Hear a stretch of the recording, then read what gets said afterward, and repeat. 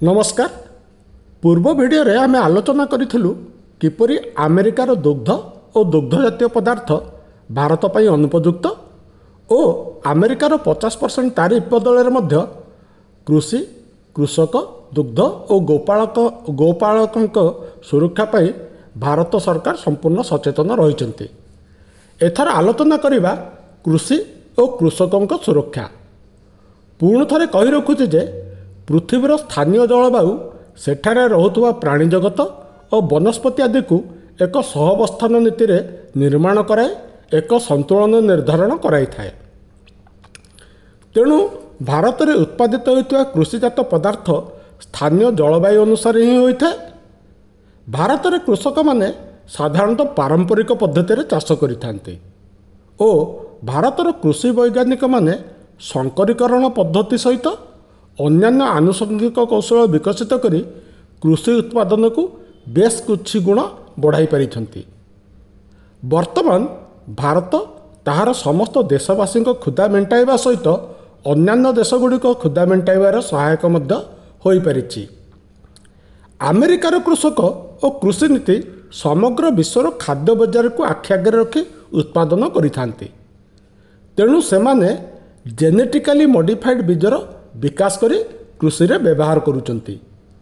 एथिरे फसल रे रहिथिबा डीएनए गुणसूत्र रे अन्य एक डीएनए गुणसूत्र सम्मिश्रण कराई फसलर उत्पादन बढ़ाई पारिछंती एवं एही फसल गुड़िक रोगपोक प्रतिरोधक मध्य होइथांती। उदाहरण रे मक्का सोयाबीन कपा इत्यादि इत्यादि उत्पादन अमेरिका रे प्रचुर परिमाण रे होइथाए।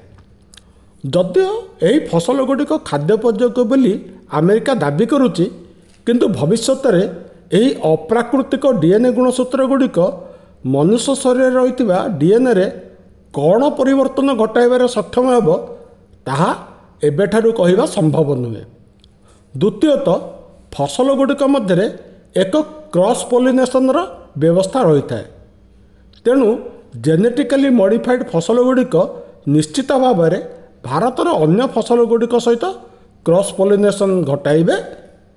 यह द्वारा भारतर मूल फसल गुड़िक सुरक्षित रही पारिबो। तो शेष में जेनेटिकली मॉडिफाइड बीज गुड़िक विज्ञानागार रे प्रस्तुत होता है, प्राकृतिक परिवेश रे नुहे। थरे कृषक माने यही जेनेटिकली मॉडिफाइड बीजर व्यवहार कले अन्य थर पाई सही कंपनी विज्ञानागार रे प्रस्तुत बीज उपर निर्भर करिया पड़िबो। एही सुजोग रे विदेशी कंपनी माने बीज गुड़िकर मूल्य बढ़ाई देबे नहीं। तो तत्सहित भारतर कृषक माने निजर स्वाधीनता हराई देबे नहीं कि एपरी विपद प्रति आखि बुझी देबा अपेक्षा सहजरे 50% तारीफ को ग्रहण करिबा अधिका श्रेयस्कर अटे। धन्यवाद। जय जगन्नाथ।